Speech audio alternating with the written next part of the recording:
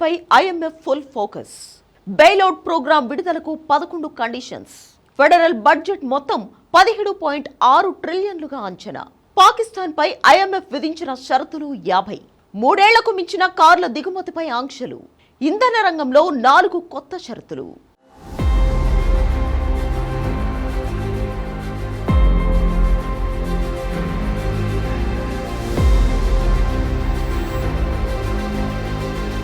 పాకిస్తాన్ కు వరుసగా షాకులు తగులుతున్నాయి.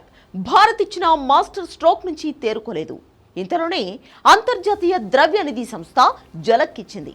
ఇక నుంచి నిధులు ఇవ్వాలంటే తమ కండిషన్లు ఒప్పుకోవాల్సిందేనని స్పష్టం చేసింది. అలా అయితేనే నిధులు ఇస్తామని, లేకపోతే కుదరదని తేల్చి చెప్పింది.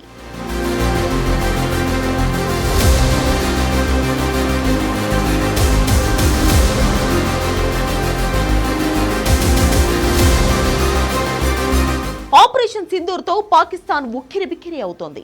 డ్రోన్లు, మిసైల్స్ భారీగా కోల్పోయింది. నూర్ ఖాన్ అణు స్థావరాలపై భారత్ దాడి చేసింది. భారత్ దాడితో పాకిస్తాన్ వణికిపోయింది.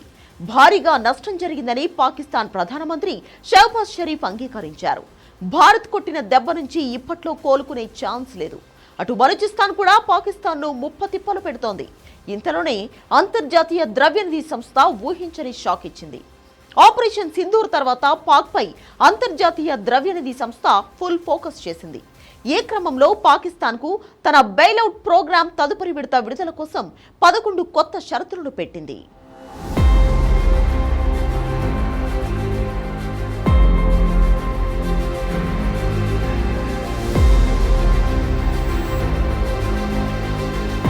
పాకిస్తాన్ పై విధించిన కొత్త షరతులలో 17.6 ట్రిలియన్ల బడ్జెట్ కు ఆమోదం తెలిపింది. విద్యుత్ బిల్లులపై రుణ సేవల సర్చార్జ్ పెంపు, 3 ఏళ్లకు మించి ఉపయోగించిన కార్లను దిగుమతి చేసుకోవడంపై ఉన్న పరిమితులను తొలగించడం సహా 11 షరతులు ఉన్నాయి. తాజాగా విధించిన షరతులతో ఐఎంఎఫ్ పాక్ కు విధించిన షరతుల సంఖ్య 50కి చేరింది. 2025 జూన్ నాటికి ఐఎంఎఫ్ ఒప్పందానికి అనుగుణంగా వచ్చే ఆర్థిక బడ్జెట్ ను పార్లమెంట్ ఆమోదించాలి. అలాగే ఫెడరల్ బడ్జెట్ మొత్తాన్ని 17.6 ట్రిలియన్లుగా అంచనా వేసింది ఐఎంఎఫ్. ఇందులో అభివృద్ధి వ్యయం కోసం కేటాయించిన 1.07 ట్రిలియన్లు ఉంది. ఐఎంఎఫ్ సూచించిన గవర్నెన్స్ డయాగ్నోస్టిక్ అసెస్మెంట్ ఆధారంగా ప్రభుత్వ బలోపేతానికి చేపట్టే యాక్షన్ ప్లాన్ ను ప్రభుత్వం రూపొందించాలి. అంతేకాకుండా 2027 తర్వాతి ఆర్థిక రంగ వ్యూహాన్ని వివరించే ప్రణాళికను సిద్ధం చేయాలి.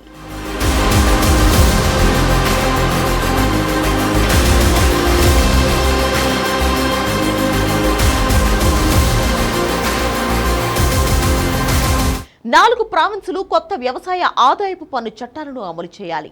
పన్ను రిటర్న్ ప్రాసెసింగ్, పన్ను చెల్లింపుదారుల గుర్తింపు, నమోదు, కమ్యూనికేషన్ క్యాంపెయిన్, సమ్మతిని మెరుగుపరచడానికి వ్యూహాల కోసం ఒక కార్యాచరణ వ్యవస్థను ఏర్పాటు చేయడం వంటివి ఉన్నాయి. అలాగే ఇంధన రంగంలో 4 కొత్త షరతులను విధించింది.